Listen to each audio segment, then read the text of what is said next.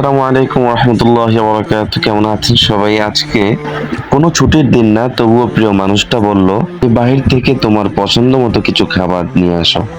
তাই হাতে তেমন কাজ না থাকায় চলে গেলাম ভোলা শহরে। চলুন দেখে নেই বাহিরে গিয়ে কি কিনলাম এবং কেন কিনলাম। পুরো ভিডিও জুড়ে থাকার জন্য অনুরোধ রইল।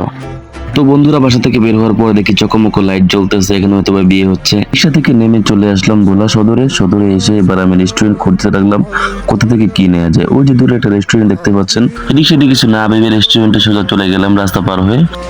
রেস্টুরেন্টটা ছিল তিনতলা, তাই উঠে পড়লাম তিনতলায়। রেস্টুরেন্টে চলে আসলাম, দেখছেন খুবই সুন্দর একটা পরিবেশের ভিতরে, খুবই সুন্দর ডেকোরেটেড করা। আসার পরে আমার কাছে মেনু দিয়ে দিল তারা। ভেবে পাচ্ছিলাম না কি অর্ডার করব, তাই একটা কম্বো প্যাকেজ অর্ডার করে দিলাম। অর্ডার করার কিছুক্ষণের মধ্যে আমার প্যাকেজটি রেডি হয়ে গেল, তারা আমার হাতে দিয়েছে। বিলটি ধরিয়ে দিয়ে আমি সোজা চলে গেলাম খিচুড়ির দোকানে। আমার প্রিয় মানুষটার খিচুড়ি খুব পছন্দ, তাই তার জন্য খিচুড়ি না নিলে নিজের কাছেই খারাপ লাগবে। আমি তো আমার পছন্দের জিনিস নিয়ে নিয়েছি, কিন্তু তার জন্য তার পছন্দের জিনিস না নিলে খারাপ তো লাগারই কথা। খিচুড়ি নেয়ার ভিডিওটা করতে পারলাম না, দুঃখিত। তাই খুবই তাড়াহুড়োর মধ্যে ছিলাম। রাত্র বেশি হয়ে যাওয়ায় তাড়াহুড়ো করে আর কিছু না নিয়ে সোজা চলে আসলাম বাসার দিকে। চলুন বাসায় এসে দেখাই আপনাদেরকে কি এনেছি। ও আরেকটা কথা, ফটো সেশন করার জন্য এখানে রেস্টুরেন্ট কর্তৃপক্ষ সুন্দর করে সাজিয়ে রেখেছে, তো এটা খুবই সুন্দর লাগছিল। তো চলুন বাসার দিকে যাওয়া যাক।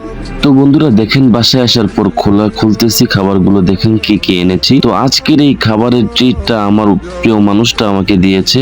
কেন দিয়েছে তার রিজন হচ্ছে আজকে আমার জন্মদিন। সেটা আমার একদমই মনে ছিল না। আমি খুবই সারপ্রাইজ হয়ে গেছি যখন সেই আমাকে কথাটা বলে যে আজকে আমার জন্মদিন।